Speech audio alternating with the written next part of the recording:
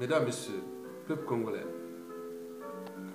le savez-vous que l'intelligent doute, l'imbécile certitude?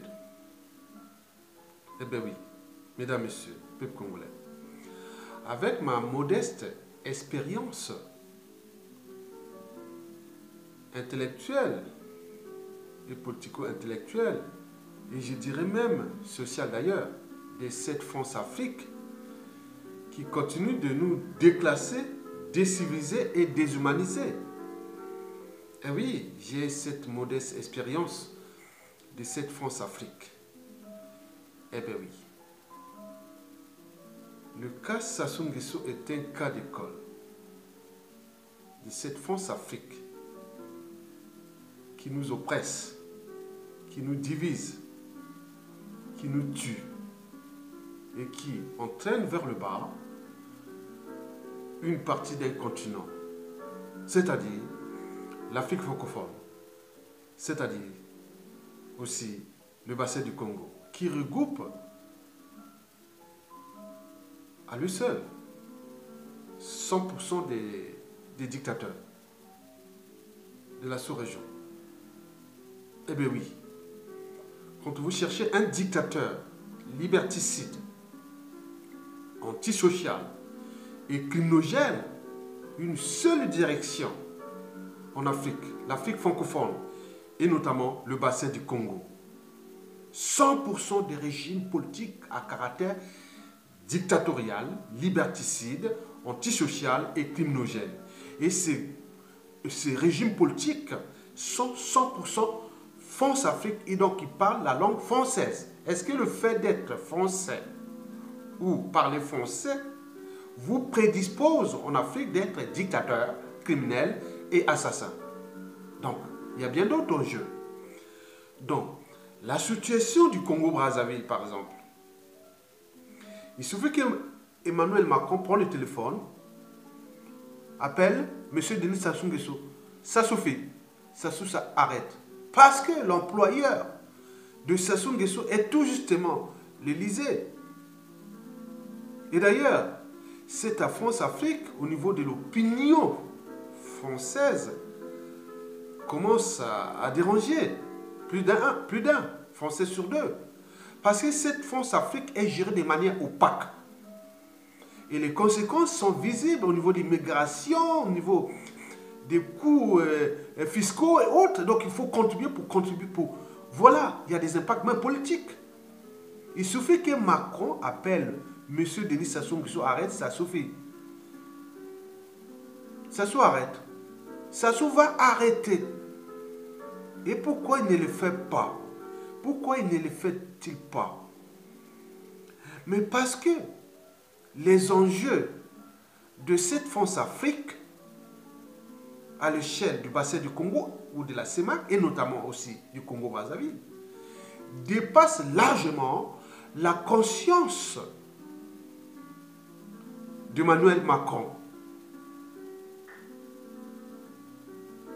Parce que ce qui nous distingue fondamentalement l'homme de l'animal, c'est l'âme et la conscience. Mais quand on n'a plus la conscience, même psychologique, c'est-à-dire celle liée à la raison, et l'autre morale, c'est-à-dire la barrière entre le bien et le mal. On a dit qu'on est en train de tuer les gens, là on est en train de déclasser un peuple. Même au niveau de la conscience, on peut quand même avoir une petite part de conscience. Une âme, un corps sans conscience, c'est comme un ordinateur sans programme. Et ce qui se passe en Afrique francophone, et notamment dans le bassin du Congo et au Congo-Brazzaville avec le dictateur Denis Sassou Nguesso. Je vous informe que les enjeux de cette France-Afrique à l'échelle française dépassent largement la conscience du président Emmanuel Macron. Même ses prédécesseurs et même ses successeurs. Si nous ne prenions pas individuellement et collectivement notre responsabilité en tant que peuple. Mesdames, Messieurs, oui, les enjeux de cette France-Afrique dépassent largement la survie du peuple congolais. En tenant compte des problématiques des libertés fondamentales, des droits fondamentaux et du but même de la condition humaine ou sociale. Mesdames, Messieurs, oui, la France et sa France-Afrique, déclassée, déshumanisée et décivilisée. Oui, la France maintient son rang européen et mondial grâce à l'Afrique et notamment l'Afrique francophone. Et en particulier dans le bassin du Congo et notamment avec le dictateur Sassou Nguesso. Parce que le Congo, petit pays mais stratégique, parce que la France veut éviter le fait d'entraînement. Si le Congo devient démocratique autre, ça va faire un entraînement dans toute la sous-région. Et je vous rappelle que, ou je vous informe que c'est dans cette zone CEMAC que le Trésor public français tire plus de pécule. Et même s'il y a l'endettement aujourd'hui dû à la malgouvernance de ces régimes dictatoriaux France-Afrique, où les réserves de fonds CFA sont faibles, bon, mais il y a quand même, ils gagnent encore beaucoup d'argent. Il y a autant des privés ou des multinationales ou des entreprises françaises qui exploitent parfois de manière abusive cet écosystème. Et les Français ne voient que du feu, que dalle. Et ils récoltent en retour que les immigrés et les polémiques politiques. Mais les petites familles françaises qui sont rentrées dans cette économie du déclassement, ils s'enrichissent. Ils construisent des patrimoines énormes ici en France. Et aux yeux des fois, les Français ne voient pas, ils voient que dalle. Et d'ailleurs, ceux qui vont même aider ces immigrés ne sont pas ces gens-là. Parce qu'ils ont peur qu'ils soient fichés. Donc, ils ont des patrimoines ici énormes au nom de la France.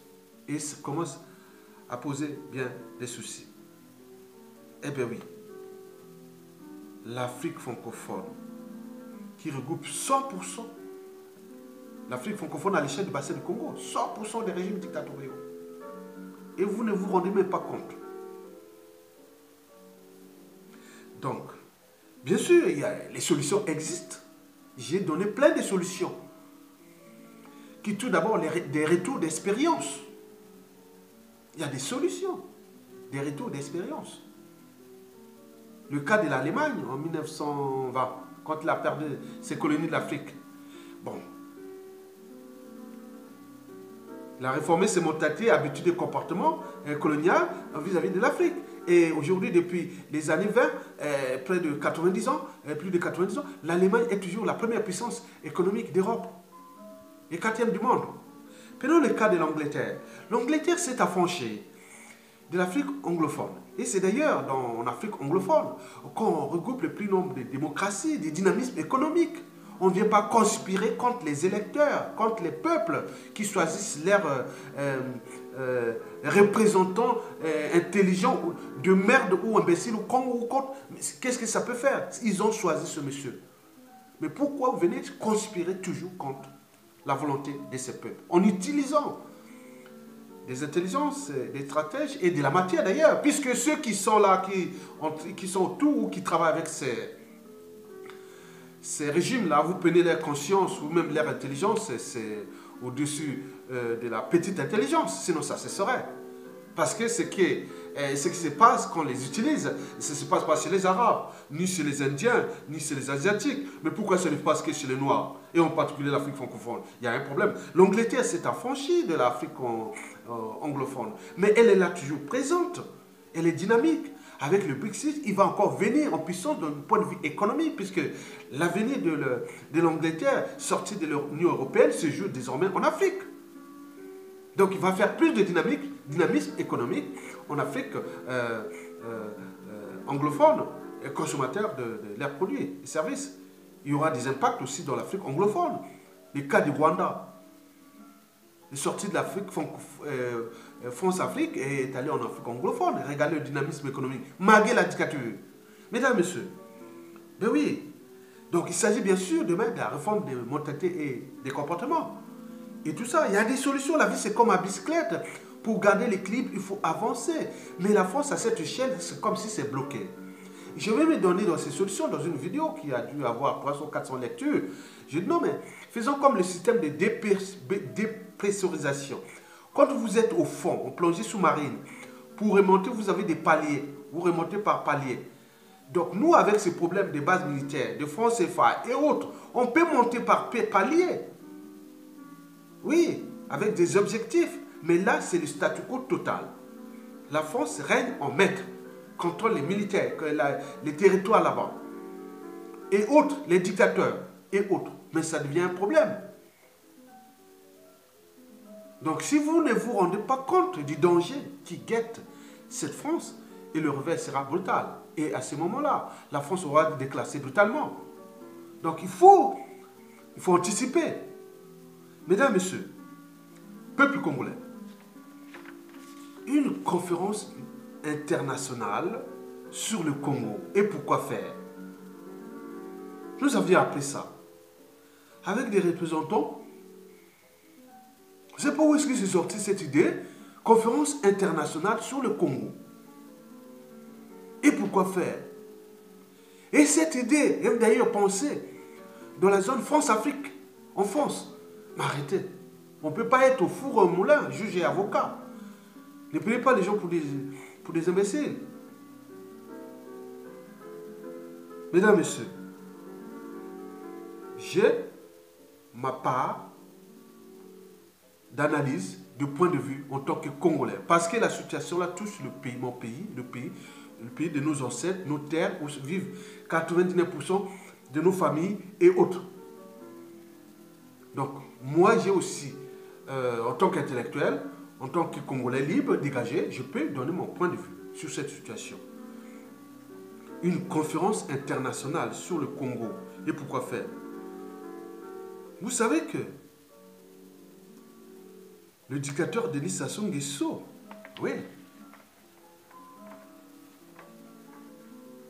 oui, vous savez que le dictateur Denis Sassou Nguesso est arrivé par la force.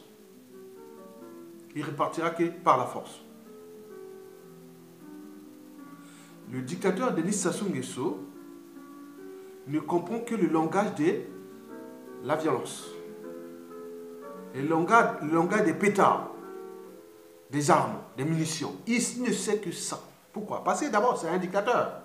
Un dictateur, c'est un homme politique qui exerce le pouvoir de manière absolue, sans qu'aucune loi ou institution ne les limite dans le temps. Autrement dit, ça ne s'arrête pas et ça ne s'arrêtera jamais.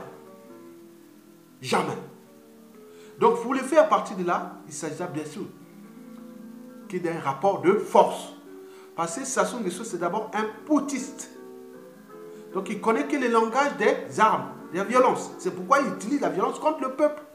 Mais comme c'est un peuple qui est un peu abruti quelque part, mais il n'a pas de capacité amnésique ou de la mémoire, il dit non, mais on connaît que Sassou n'a jamais changé de méthode. Il n'a jamais changé de méthode. Mais les intellectuels, cadres politiques, civils et militaires tombent dans le panneau comme des lapins. Mais je ne comprends rien à ce peuple. Mais j'ai une mémoire, comme d'autres aussi. Je connais le personnage. Oui, je le critique aussi parce qu'il a la tête du destin commun. On tue les gens là-bas. Les gens meurent, on tue, on emprisonne les étudiants dans les geôles et autres. Tout le temps. Même à revendiquer un droit, on va directement en prison ou torturer ou assassiner.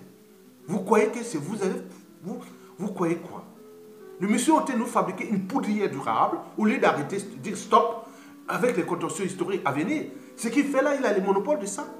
Ça ne comprend que le langage de la violence et de la barbarie. Et s'il n'y a pas ce langage, on peut avoir aussi une aide extérieure. Mais il ne suffit pas d'aller faire des conférences internationales autres à l'extérieur. Mais il suffit seulement ces donneurs d'ordre, comme Macron appelle Sassou Nguesso. Allô, monsieur Sassou Nguesso, ça suffit, laisse tomber et faire une période de transition. Et comme ça, on va. Il le fait. Sassou n'attend que ça. Il est au bout du rouleau, il est au bout des nerfs. Il n'a jamais été aussi faible. Mais pourquoi nous n'arrivions pas à les faire partir, à aller faire les conférences internationales à l'extérieur? Mais non. C'est du caviar pour Sassou, du pain béni. Pour laisser encore qu'il continue à dérouler son programme, ses agendas cachés. Hein? Il est là, il continue. 2018, c'est bouclé pour lui. C'est bouclé avec les procès qui vont venir sur le Mokoko, le président élu, et d'autres assassinats et d'autres choses qui vont arriver. Il a tout bloqué. Et vous êtes là en train de faire le jeu de dictateur. Mesdames, Messieurs, peuple congolais, je vous rappelle que Sassou ne quittera le pouvoir que par un rapport de force militaire. Là, le peuple, le Congo, hein, sur ce point, hein, le Congo, le peuple, a deux alternatives. La première alternative, que bon, ben, ça peut changer en RDC, République démocratique du Congo, c'est-à-dire Kabila tombe. Si Kabila tombe, Sassou tombe. Inversement. Parce que historiquement, dans les rives du fleuve Congo, c'est-à-dire rive droite et rive gauche, à chaque fois qu'il y a eu changement de l'autre côté, il y a eu impact, ça a impacté sur l'autre rive. Eh bien oui. Là encore, il faut aussi dire que au niveau de la résistance des deux côtés, que ce soit du côté de la République démocratique du Congo, que du côté du Congo-Brazzaville, il y a une sorte d'entente cordiale. On a vu partout, entente cordiale que Sassou Kabila dégage. Et même la plupart des dictateurs de la sous-région. Parce qu'on sait bien que les deux Congo réunis, c'est une force militaire. Et au niveau la RDC nous apporte les hommes, et nous on apporte l'organisation et la structuration de la force, et tous les dictateurs de la sous-région vont tomber. Hein. Donc c'est ça qu'ils ont peur. Bon, vous avez par exemple pu voir hein, ces derniers temps, Sassou Nguesso utilise la diplomatie et autres entre le Congo, la RDC avec Kabila et l'Angola avec le nouveau arrivé. Ah oui, donc ils ont peur quelque part. Que si ça change, il y aura des bouleversements dans la sous-région, c'est prévisible. Donc, mais la France fait les erreurs qu'il avait fait déjà avec Mobutu. Souvenez-vous, entre 92 à 97, au moment où les Américains avaient lâché Mobutu, mais la France continuait à soutenir Mobutu. Nous avions vu ça, nous avions vécu ça. Et après, on a vu la suite après. Et donc, là, la France, vous avez vu par exemple sur les médias et réseaux sociaux, surtout en particulier ceux de la RDC, de Kinshasa et aussi de sa diaspora, ils sont rentrés en critiquer la France par son comportement parce qu'on dit que la France reste ambiguë dans cette affaire de la République démocratique du Congo. Bon, peut-être ceux qui ne savent pas aussi que la France protège son cheval de Troie qui est Denis Sassou Nguesso parce que si ça change en RDC, Sassou Nguesso tombe. Donc des deux côtés, donc ils cherchent là, la France est active là, tous les services secrets sont là-bas activement avec les experts techniques et autres. Ils sont là. Donc à côté on fait les bons discours, oui, la démocratie, l'Afrique, non, on est l'aide de coopération, non, c'est pas ça. Il y a d'autres enjeux. La France se bat pour son rang mondial à cette échelle-là. Donc il faut comprendre ces enjeux, il faut les comprendre quand même quelque part. Mais d'où l'enjeu pour nous de prendre notre responsabilité en tant que peuple. C'est ça. Mesdames et messieurs, oui. Kabila, Sassou Nguesso, la France et tout ça, ils font partie de la même écurie maintenant en ce moment. Mais la France peut faire le double jeu aussi. Donc la France n'a que les intérêts, n'a pas d'amis, n'a que des intérêts au moment où ça change. D'où l'enjeu de notre responsabilité en tant que peuple. Mesdames et messieurs, oui. La deuxième alternative, oui, c'est que bon, ben, vous avez vu le programme exécutif de Donald Trump qui a été publié en décembre 2017, qui ne peut plus aider les pays où les régimes gèrent mal leur pays, surtout en Afrique, les pays de merde, ils gèrent mal leur pays, mais ils tuent les gens. Les régimes qui tuent les gens, abusivement les gens, assassinent leur peuple. On exploite abusivement les ressources de leur peuple. On gère mal les ressources là. Donc, on va plus. Il va suivre tous les circuits financiers et autres de ça. Donc, on ne va pas. Donc, Sassou Nguesso, avec le FMI, on ne l'a pas donné du pécule à côté de ça. Il y a eu une intervention nette et brute des Américains. Ça, c'est sûr et certain. Sassou n'aura pas l'argent du FMI. Mais quelqu'un qui a géré l'abondance avec plus de 1000 milliards de dollars, mais comment il n'a pas pu gérer cette abondance-là? Comment pourra-t-il gérer la pénurie pour 1 ou 2 milliards de dollars? C'est zéro pour lui. Bien sûr qu'il va chercher tous les moyens pour maintenir la tyrannie encore en service. Mais je dis en hors service parce qu'elle ne correspond plus à la survie de ce peuple. Donc il se bat pour sa survie contre un peuple. Et ça devient un problème. Donc le problème, c'est que Sassou n'aura pas assez de pécule d'ici la fin de l'année. Bien sûr qu'ils ont d'autres magots cachés dans les cimetières ou dans les circuits opaques ou sophistiqués et que les Américains sont en train de chercher aussi. En fait, Donald Trump veut que Sassou dégage. C'est ça, c'est clair. Donc, le circuit est là. Donc, Sassou n'aura plus de pécule. D'où la violence, la barbarie, la terreur et autres. Ils n'utilisent que ça. Mais en utilisant la terreur, mais tout ça, mais c'est une logistique qui a un coût.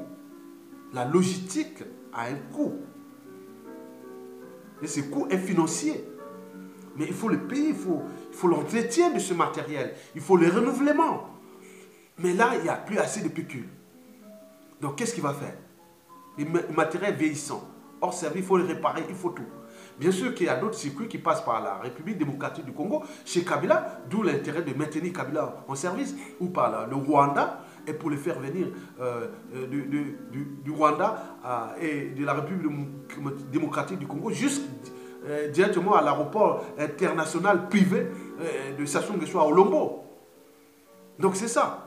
Ça devient là. Tout ce qui entre à RDC et le Rwanda, directement à l'aéroport international privé de Sassou Nguesso à Olombo. Nous connaissons, tout le monde connaît. Donc, bon, il faut aussi, comme il n'y a plus de pécule, il va se poser problème avec ces moyens de nuisance, dont d'abord les sociétés des mercenaires.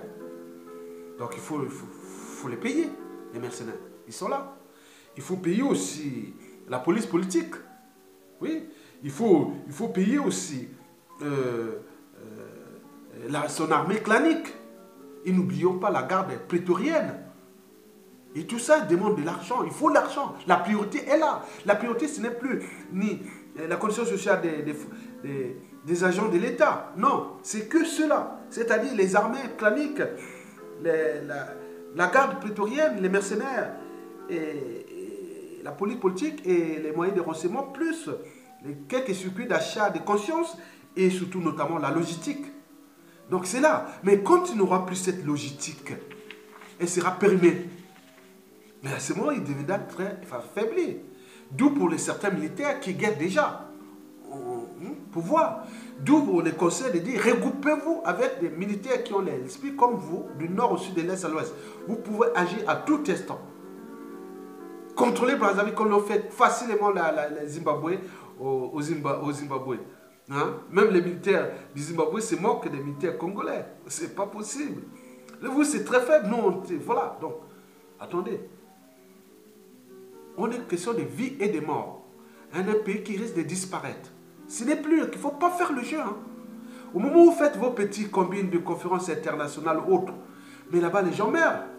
On tue. On brutalise.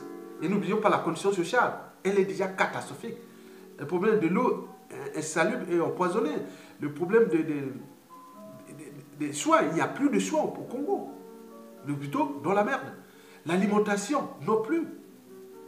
L'injustice règne en maître.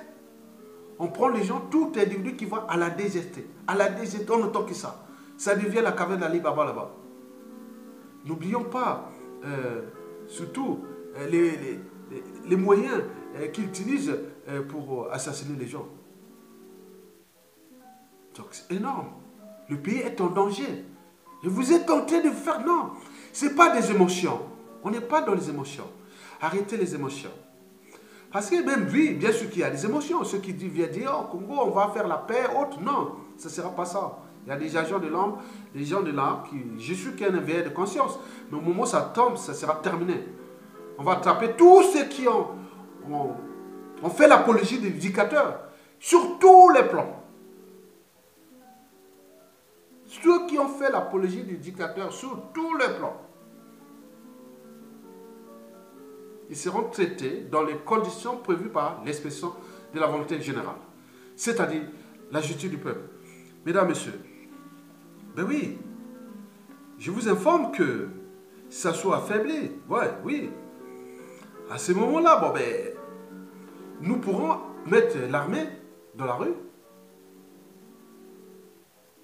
accompagner du peuple, pour aller arracher notre liberté, notre dignité, et surtout récupérer notre pays. Vous savez que nous sommes dans un pays occupé. Nous sommes sous l'occupation. Mesdames et messieurs, à ce moment-là, bon, les solutions, après Sassou Nguesso, bon, on pourra voir, il y a des solutions de paix. Mais la paix, pas comme la paix de Sassou Nguesso, la paix éternelle, où tais-toi, laisse-nous détruire ce pays. Tais-toi, et voilà. Si tu parles, tu meurs. Si tu ne parles pas, tu meurs. Là-bas, c'est ça la paix. Mais la paix, la vraie paix qui viendra après Sassou Nguesso, oui, c'est celle qui sera mise en place par l'expression de la volonté générale, c'est-à-dire la vraie paix, la paix durable, c'est-à-dire responsabiliser les uns et les autres. Qui est qui a fait quoi avec ce peuple, contre ce peuple. Deuxièmement, on va passer par la justice, la case justice, prison, administration pénitentiaire. Devoir de mémoire, plus devoir de mémoire. Parce qu'un peuple qui n'a pas de mémoire, il sera toujours dans la récurrence des mêmes erreurs, des mêmes horreurs.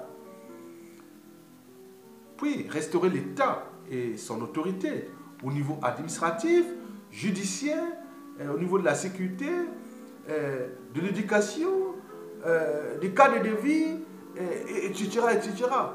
Oui, mesdames et messieurs, une conférence internationale sur le Congo, et pourquoi faire? Bon, c'est tout simplement faire gagner du temps à Sassou Nguesso et à ses donneurs d'ordre, tant qu'il trouve un autre pion. Il me semble que lui, a choisi son fiston. Et il y a une guerre de curés entre le fiston et Jean-Dominique Okemba. Mais quoi qu'ils vont diriger ce pays, que dalle. Jamais, jamais. Tant de ces noms-là, ce sera encore pire que Sassou. Le pays sera encore détruit plus que Sassou. Donc arrêtez de rêver. Mais bien sûr, on peut tout rêver avec par la force. Vous avez les moyens de force, avec la matière qui existe par-ci par-là, les gens qui sont sans conviction haute, mais iront, mais le pays sera complètement détruit. Donc, aux Jean-Dominique Okemba, arrête de rêver que vous allez être président du Congo un jour. C'est simplement du fantasme. Jamais. Et d'ailleurs, Kiki d'ailleurs. Donc, arrêtez de fantasmer. La situation est grave. Ça soit maintenu parce que c'est un système. Au moment où ça pète, il y a un détonateur, c'est fini. Tout sera incontrôlable. Eh bien oui, les gens disent oui, c'est oui, la chute d'indicateurs, surtout liberticide, antisocial et criminogène, apporte le chaos à tous les peuples, eux aussi, à ceux qui sont censés les protéger. Donc, vous voyez, donc c'est pour dire annoncer, on n'a pas demandé ça, c'est lui qui l'a cherché. Et on ne sait pas dans quelles conditions va se terminer cet indicateur. Eh bien oui, mesdames, messieurs, une conférence internationale sur le Congo, pourquoi faire? Pour laisser Sassou Nguesso continuer à dérouler son agenda caché et jusqu'à arriver en 2021 et léguer ce pays à un autre pion, peut-être France-Afrique et autres. Et ce pays sera toujours là. Donc on oublie même la situation du président élu. Comme nous l'avions oublié même la situation du président Lussuba à l'époque. Donc on est dans la récurrence des mêmes erreurs et des mêmes erreurs. Et voilà, des mêmes injustices entre nous-mêmes. Arrêtez. Allez-y. Bon, quoique, on dit toujours que le chat, qu'il soit noir ou gris, et pour vous qu'il attrape la souris. On va voir. Si vous allez avec cette conférence internationale, vous allez faire partie de Sassou Nguesso, je dirais chapeau. Mais en cas de cartade, vous allez donc la responsabilité à qui? Et ceux qui ont alerté et autres? Mais non. Mais je ne sais pas qui finance cette conférence internationale. Qui la finance? Qui a initié ça? Et quelles sont les contreparties et tout ce qui passe derrière? Je vous dis que l'œuf, quand il est brisé de l'extérieur, la vie prend fin. Mais quand l'œuf est brisé de l'intérieur, la vie commence. Donc les bonnes choses arrivent toujours de l'intérieur. Donc vous voyez la conférence internationale, c'est ça. Je vais faire ça. Comme en 97, hein, à nos jours. L'omelette. On nous a fabriqué l'omelette depuis 97 à nos jours. Donc nous voulons encore fabriquer l'omelette. Avec cette conférence internationale. Non. La solution est politique, elle n'est pas politique, elle est surtout militaire et institutionnelle. C'est-à-dire l'armée et le peuple ensemble. Il faut trouver la synthèse entre là. Mais étant donné que le monsieur n'a plus de pécule pour le monsieur n'a plus de pécule pour maintenir sa violence, sa tyrannie, sa violence, autre. Bien sûr que si nous ne faisions pas attention, il risque de trouver d'autres moyens, c'est-à-dire de remplacement, mais les armes vont toujours venir. Hein. Il y a tant d'armes, les armes arrivent là-bas massivement, on ne sait pas pourquoi. Il y a cette flambée les armes, il y a trop d'armes qui sont rentrées dans le Yokrasi. Mais pour qu'ils continuent, c'est qu'ils savent que, oui, c'est la carotte et les bâtons. Donc il vous donne la carotte pour la conférence internationale, et l'autre les bâtons, il frappe là-bas. Il va faire que ça. Sassou, il y a des intelligences qui jouent sur ce créneau-là de Sassou jusqu'aux environs de 2021 pour que Sassou lègue ce pays soit à un autre pion. France Afrique peut-être qu'ils l'ont déjà préparé. Et je vous l'informe que ça ne marchera pas parce que il y a d'abord la géopolitique, il y a les passifs des uns et des autres, il y a les contentieux historiques, il y a plein de gens qui ont la haine, la colère et plein de choses. On ne sait pas où ça va sortir, on ne pourra pas. Tout va se jouer d'abord que ça tombe et après on repense tous ensemble dans une période de transition politique, plus ou moins longue. Il n'y a pas de gouvernement d'union nationale. Les gouvernements d'union nationale, c'est n'importe quoi. C'est les gens qui vont chercher que des postes. Là, il ne s'agit pas des problèmes des postes. Voilà. Il s'agit de repenser l'État. Donc, une période de transition. Donc, pendant cette période de transition, il faut que Sassou ne soit pas là. Parce qu'entre 91 et 92, ça a failli capoter hein, cette période. Parce que Sassou était, malgré qu'il était affaibli, mais il était là. Mais là, quand vous avez tous les moyens de la présidence, du gouvernement, de l'Assemblée constitutionnelle, de tout l'État, les renseignements, tout ça, vous avez ça. Vous mettez des trucs à l'intérieur pour les lobbies, pour aller voir qui ces gens-là. Avec tous les moyens de renseignement, ils vont suivre un à un de ces gens-là qui seront d'autres enfouis à l'étranger. Il faut les mettre moyen pour les regarder là où ils sont. Qui les fréquente, qui les fait ici. Pour qu'en même temps, on travaille là-bas. Pour restaurer l'État et son autorité.